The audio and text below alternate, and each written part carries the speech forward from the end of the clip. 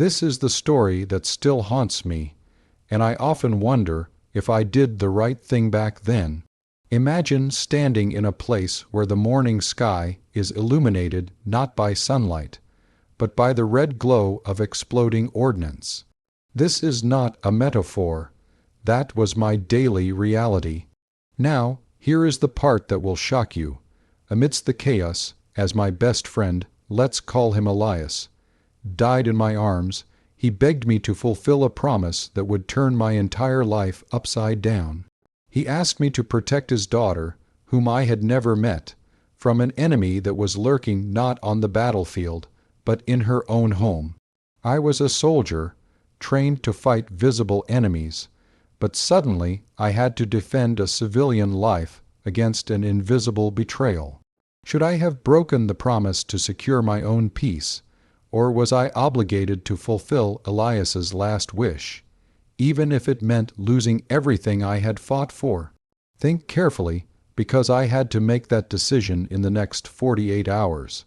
To understand why this promise weighed so heavily on me, I have to start right from the beginning. I'm David, and I spent half my adult life in the military.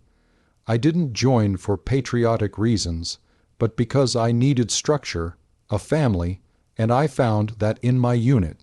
Elias and I, we were inseparable. We shared the same dirt, the same cold rations, and the same jokes. He was my brother, and not just in name. We had this unwritten rule: one of us would look after the other's civilian life if the worst happened.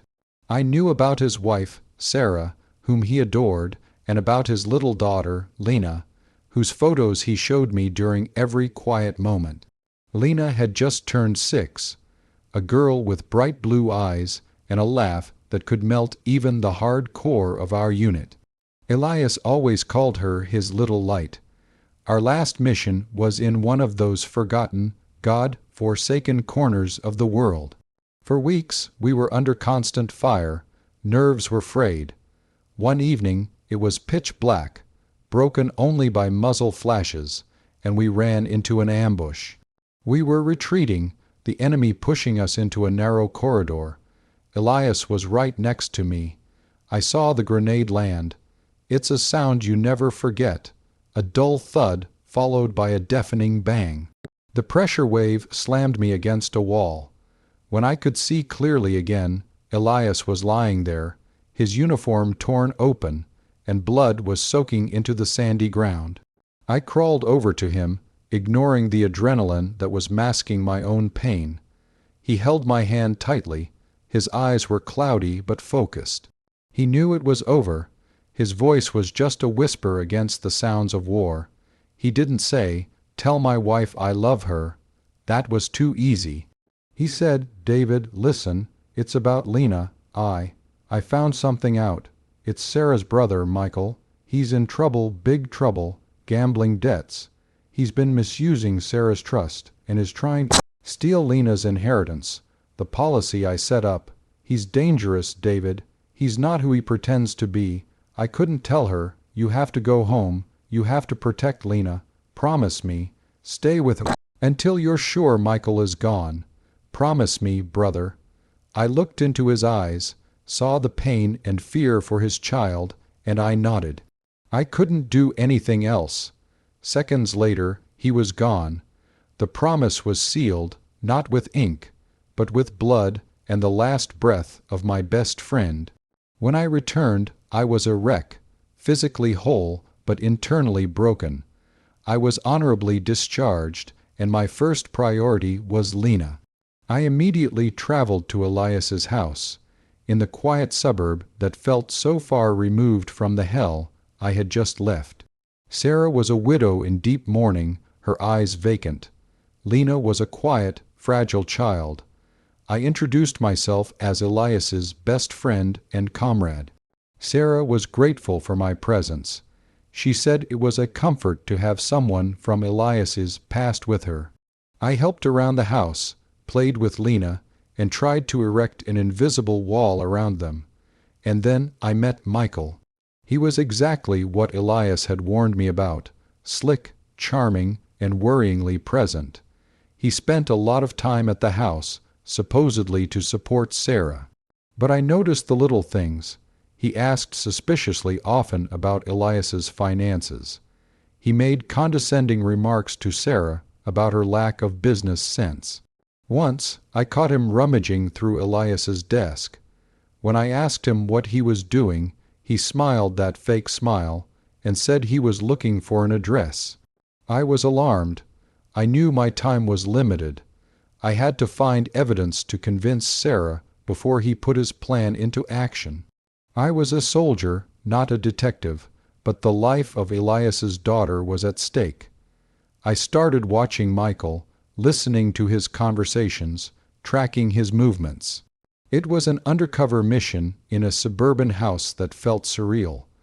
One evening, after Sarah had gone to bed early, I saw Michael on his laptop in the living room. I crept up to the door. He was on the phone, his voice low but tense. He was talking about a large sum of money he expected very soon. He mentioned a notary and a signature. Then I heard the name, Lena. My heart started racing. He said, "Yes, it's a child. She won't notice. The mother is too sedated to realize. The paperwork is almost ready." It dawned on me that Elias's warning was not an exaggeration. Michael was planning to steal Lena's future, possibly through a forged guardianship or misappropriation of the life insurance. I had to act, but I had no hard evidence, just suspicion and a dying promise. If I warned Sarah without proof, Michael would deny everything, and I would look like the crazy, traumatized soldier trying to destroy family happiness. So, that's the situation I was in. I had made a bloody promise, identified a danger, but had no way to prove it without risking the destruction of my own life and the loss of Lena's shield. I had two paths. Either I broke into Michael's room, found the documents, and risked arrest for breaking and entering, which would instantly destroy my credibility and thus Lena's safety. Or I continued playing the game, waiting for the perfect moment, but risked Michael taking everything from Lena. Before I tell you what happened next, I want you to pause and comment below what you would have done in my shoes. Would you have trusted your intuition and acted, or would you have waited for legal evidence? I am truly curious about your opinion because I had to make a decision in a moral gray area, as dark as the nights overseas. I decided I couldn't wait. The risk of Lena losing her inheritance was too great. I was a soldier, and soldiers act under pressure. I had to improvise. I knew Michael went jogging at dawn. I waited until he had left the house, then snuck into his room. It wasn't locked. I searched it systematically, as I had learned in training. I found nothing obvious, no secret documents under the pillow. I was about to give up when I noticed something. A loose floorboard under the carpet next to the bed. My hands trembled as I lifted it, and there they were, a stack of documents and a notebook. The documents were shocking. It was a fraudulent guardianship statement claiming Sarah was unfit to manage Lena's assets due to her emotional state after Elias's death, appointing Michael as the trustee. Sarah's signature was deceptively well forged. The notebook was Michael's diary detailing his gambling debts and his growing desperation. It mentioned that he planned to have the documents notarized the next day to finalize the matter. I had only hours. I photographed every document with my phone, put everything back, and closed the floorboard. My hands were still shaking, but now with rage. When Michael returned, I played the ignorant one. I waited until Sarah and Lena were at dinner. Then, in the middle of the conversation, I put my phone on the table and said in a firm voice, "Sarah, we need to talk about Michael." Michael pushed his chair back. "What's this, David? You're scaring the grieving widow." I ignored him. I showed Sarah the photos of the documents. I explained the forged signature, the planned trusteeship, Michael's debts. Sarah read the documents and went white as a sheet. She looked at Michael, then at me. Tears welled up in her eyes, but they weren't tears of grief, but of shock. Michael tried to salvage the situation. He tried to grab my phone. I, a trained soldier, had him pinned against the wall in the next instant. "Listen," I snarled in his ear, "you messed with the wrong person. I promised my brother I'd protect his daughter. You leave now, and you never come back. I will take this evidence to the police if you dare to approach Lena or Sarah again." His face was a mix of fear and hatred. He knew he had lost.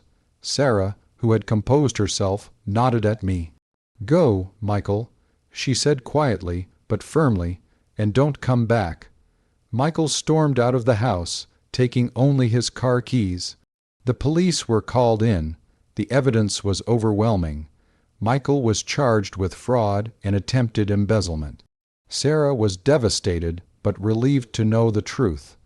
It took her months to regain trust in her family, but she did it. I stayed for a while longer, until the situation calmed down and I was sure Michael wouldn't bother them again. Lena, the little light I had promised to protect, started laughing again. She called me her big, quiet protector. The deepest emotional moment for me was when Sarah hugged me one day and said, "David, Elias couldn't have asked for a better friend. You saved Lena's future, and you saved me. I kept my promise. But it changed me. I am no longer just a soldier. I have become a guardian of the faith and justice we thought we had lost on the battlefield." The story doesn't end with a movie, like happy ending, but it ends with peace. I left the army, but the service remained. I visit Lena and Sarah regularly. They have become my family, the civilian life I swore to protect back then. This experience showed me that the hardest battle is often fought not with weapons, but with trust and betrayal. It gave me the certainty that I did the right thing, even if I had to break all the rules to do it. Remember, true honor is shown when you make the decisions no one sees, for the people who matter most to you. I hope my story has shown you how deep the bonds forged on the front line can be. Let me know what you think of my decision. Like this video if you were on my side and believe I was right to fulfill Elias's last wish. Subscribe for more stories like this where life is harder than any battle. Share your final thoughts on this whole mess in the comments section. I'll see you all in the next story.